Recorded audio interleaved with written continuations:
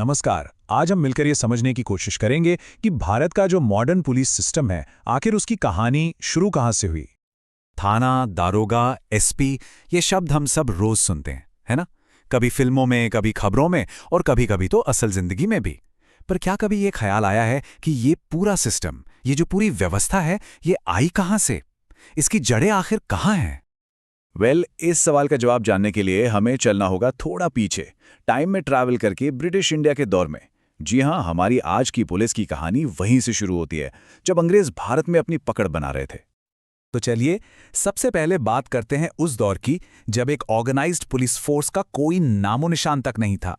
ये एक ऐसा समय था जब व्यवस्था के नाम पर था तो सिर्फ केओस।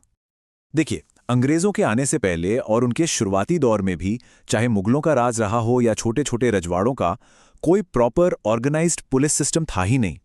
मतलब आम आदमी की सुरक्षा तो बस भगवान भरोसे थी। लॉ एंड ऑर्डर बनाए रखना उस वक्त की सरकारों के लिए एक बहुत बहुत बड़ा चैलेंज था। तो शुरुआती दिनों में अंग्रेजों ने क्या किया, उन्होंने लॉ एंड ऑर्डर की जिम्मेदारी जमींदारों को दे दी।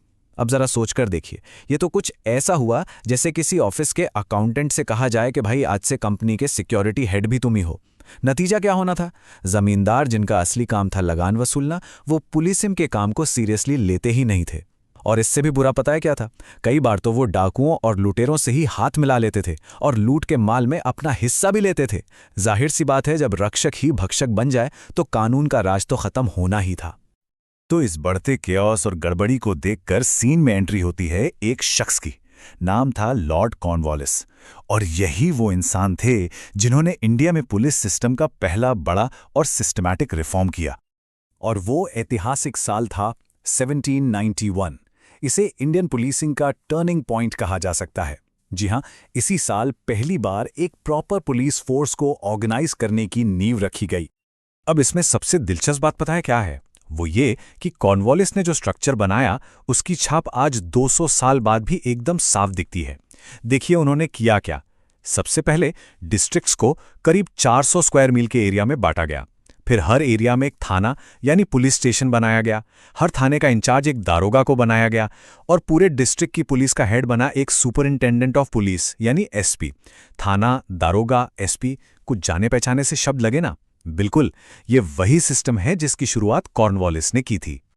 और इस नए सिस्टम का सबसे बड़ा, सबसे क्रांतिकारी कदम था जमींदारों से उनकी पुलिसिंग की सारी पावर छीन लेना।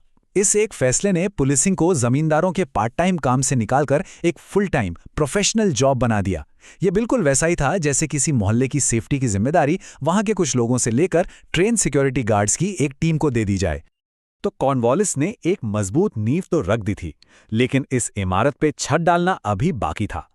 इस सिस्टम को आज के मॉडर्न रूप में ढालने का काम हुआ 1861 के पुलिस एक्ट के जरिए, जिसने हमारी आज की पुलिस फोर्स की असल बुनियाद रखी। लेकिन 1791 से 1861 का ये सफर कोई सीधी सड़क नहीं था। इसमें कई उतार चढ़ाव आए, कई एक्सपेरिमेंट हुए। जैसे 1808 में हर डिवीजन के लिए एक एसपी अपॉइंट हुआ। लेकिन फिर 1828 से 35 के बीच लॉर्ड बेंटिंक आए और उन्होंने एसपी का पद ही खत्म कर दिया और सारी पावर डिस्ट्रिक्ट मजिस्ट्रेट को दे दी। जब इस सिस्टम में भी खामियां दिखने लगीं, तो आखिरकार 1860 में एक पुलिस कमीशन बनाया गया, जिसका काम था एक ठोस और परमानेंट पुलिस सिस्टम के लिए अपनी सिफारिशें देना। और बस इसी कमीशन की रिपोर्ट के आधार पर पास हुआ 1861 का इंडियन पुलिस एक्ट।